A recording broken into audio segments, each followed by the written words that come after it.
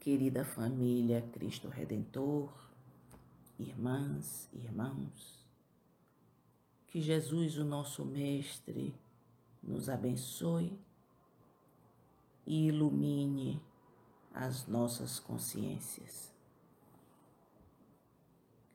Nós vamos tecer algumas reflexões a respeito da parábola do filho pródigo, que está no Evangelho de Lucas, capítulo 15, nos versículos de 11 a 32. Talvez esta seja uma das mais conhecidas ou a mais conhecida das parábolas e que tem uma característica peculiar em que ela aparece apenas em um dos evangelhos canônicos. Aparece no Evangelho de Lucas. E Lucas vai então nos mostrando a doce palavra de Jesus quando ele nos diz da bondade, da mesma forma que ele vem nos mostrando a caridade, a misericórdia infinita de Deus para conosco. Porque na parábola do filho pródigo, se analisamos a palavra pródigo, que significa aquele que gasta em excesso, que gasta em abundância, nós vamos visualizar na representação do pai e dois filhos, nós vamos entender o pai como sendo a representação de Deus, o nosso pai e criador, e os filhos, um que seria o filho obediente e o outro o filho desobediente.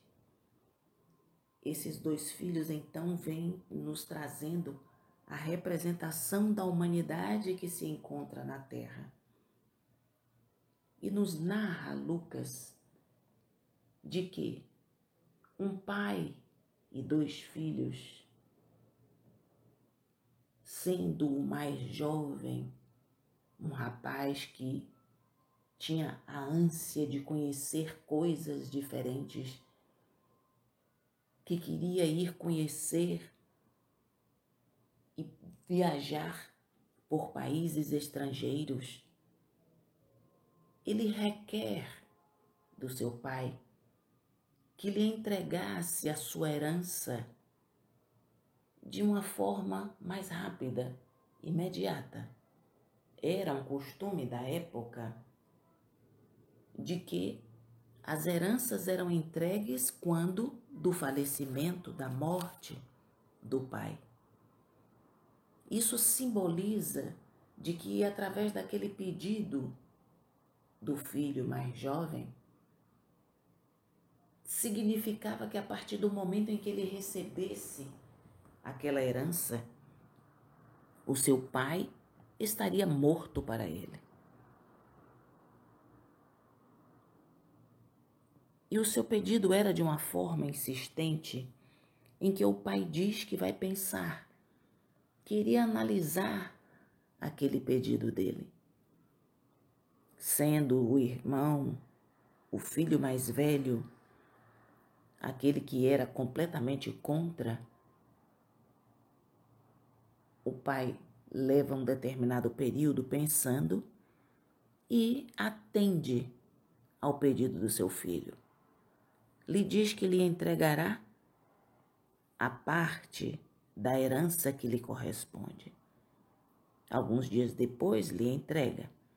E o jovem, estando muito feliz e radiante com aquela entrega da fortuna que o pai lhe havia feito, resolve viajar e sair pelo mundo. Ele viaja, conhece lugares diferentes, muitas pessoas, muitos amigos, mas não os amigos tão sinceros e verdadeiros, mas sim aqueles amigos temporários que estão ao lado enquanto podem usufruir dos bens materiais que se pode financiar. No caso, aquele jovem poderia proporcionar-lhes uma vida de gastos, de fartura, de abundância. Mas o tempo passa e o jovem se esqueceu de que um dos seus propósitos era talvez fazer a multiplicação daquela fortuna. E o tempo vai passando. E quando ele percebe, já não lhe restava mais nada. O seu dinheiro já havia sido totalmente utilizado. E naquela época, passando-se por um momento de crise em toda aquela região, ele busca trabalho em algum lugar, não consegue, procura ajuda para que pudesse receber o apoio, porque ele estava numa total condição de miserabilidade que lhe levava a estar buscando uma forma de trabalhar para ter o sustento e poder ter uma forma de alimentação até, porque ele passava fome. Ele procura trabalho sem obter resultados. E estando com um determinado senhor, ele pede que o auxilie, que lhe dê alguma forma de ajuda.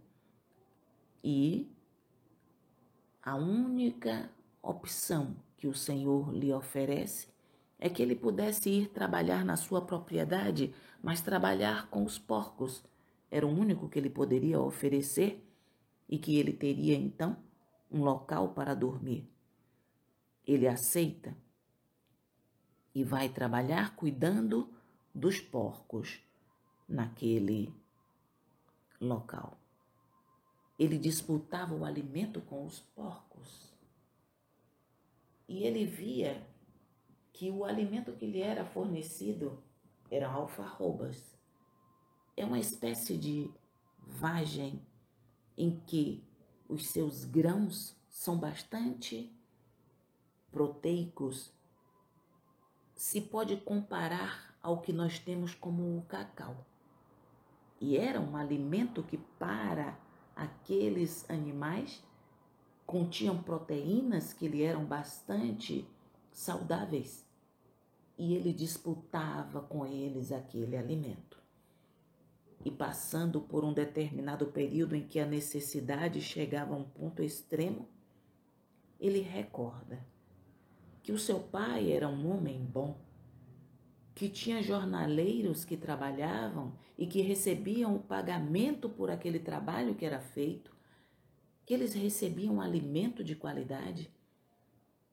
Então ele pensa que ele poderia voltar e solicitar do seu pai que pelo menos o recebesse como um dos seus servos, que lhe desse trabalho e que ele receberia então o alimento e não estaria mais naquela condição pela qual ele estava passando. E ele resolve retornar. Mas ao retornar, chegando na propriedade, o seu pai o avista de longe e se aproxima, porque vê que o filho que havia estado tanto tempo distante chega e ele vai ao encontro do seu filho, vai recebê-lo. E o filho vem e ia dizer ao seu pai que sabia que não era digno, mas o seu pai o recebe de braços abertos, abraça-o e o acolhe. Pede aos seus servos que tragam para ele uma túnica para vesti-lo. era uma das formas de distinguir que a pessoa tinha uma condição boa de vida.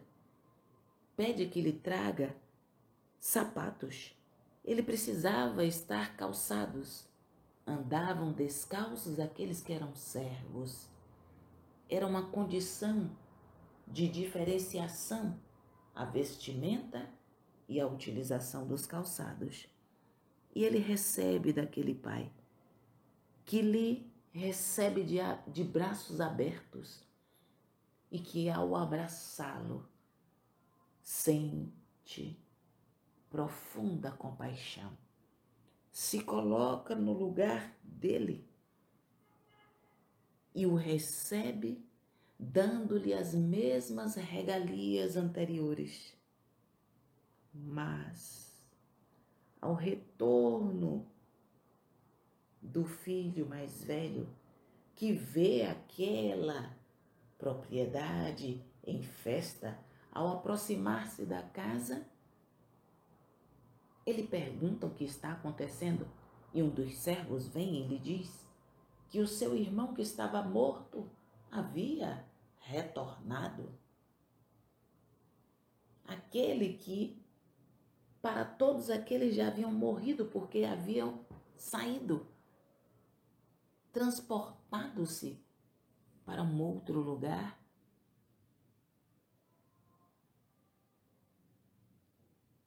Ele questiona. Tanto tempo distante e agora ele volta.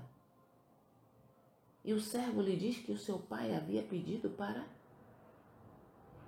matar um novilho, que eles iriam estar naquele momento ali em festa. O filho obediente, naquele momento se revolta, porque ele acha que o filho não teria direito a nada. E de certa forma, para ele era um incômodo, porque era aquele que estava retornando e que talvez fosse causar alguma interferência nos bens que para ele cabia. Mas o pai não abandona nenhum dos seus filhos. Os ampara. E aquele pai ampara os seus filhos com compaixão, com amor. Para nós, filhos do Pai, Deus, nosso Pai Criador, Ele não nos abandona em nenhum momento, porque não existe abandono pelo Criador. O Espírito é eterno e nós somos herdeiros da luz divina. Nós somos herdeiros da verdade e do amor. Porque a representação do filho obediente, do filho desobediente e do pai é a representação da humanidade terrestre, tendo a Deus como nosso Pai Criador. E nós somos os filhos, alguns obedientes, outros desobedientes. É o filho pródigo que passa pela experiência da dor devido ao mal, aos erros que cometeu. Eram aqueles erros que foram praticados e quando ele reconhece que ele errou, se arrepende. E o arrependimento é a possibilidade, é a mola propulsora que o encaminha à felicidade. Porque Deus não nos criou para sofrer. Deus não nos criou para o sofrimento. E de nenhuma forma nos criaria para sofrermos eternamente. Então esta parábola ela vem e nos mostra a magnificência de Deus. É a confirmação de Jesus da existência do reino de Deus. Ele nos mostra que não é a materialidade que é o real. Porque o mundo material, a materialidade é de origem humana, enquanto Deus é justo, é misericordioso. E assim como o Pai traz as vestes novas para o Filho, é como se Deus colocasse um manto sobre as nossas cabeças. Ele nos mostra o céu e a terra, é a direita e a esquerda, é o alto e o baixo. Mas essa demonstração vem através da lei divina, que é sabedoria, é justiça. Deus nos mostra que a justiça é equitativa. Não há privilégios para ninguém. Por isso que os desvios são temporários. As angústias nos levam de retorno a Deus para que reentremos no caminho da perfectibilidade.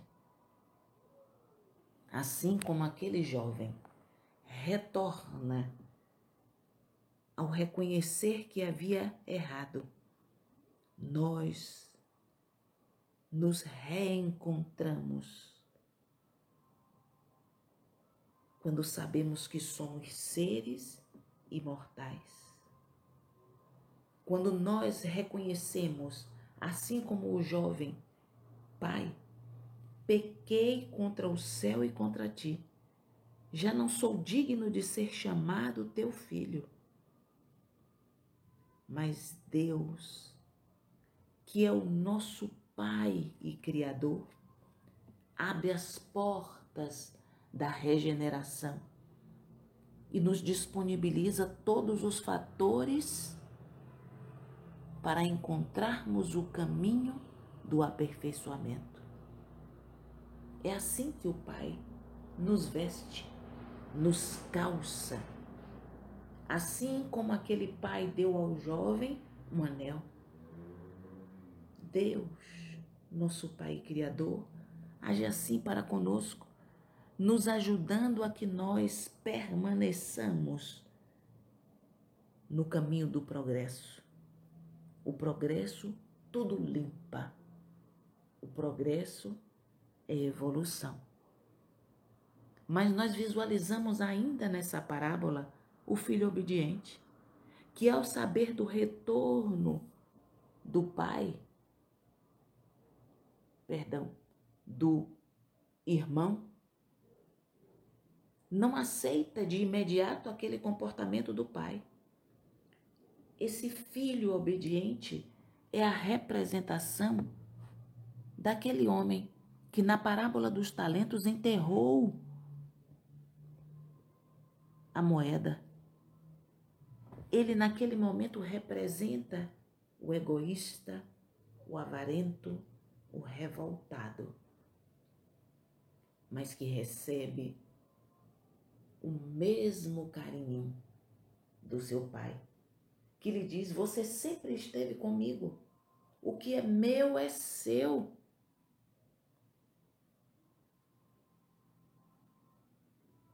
E assim somos nós, que agimos como filhos pródigos,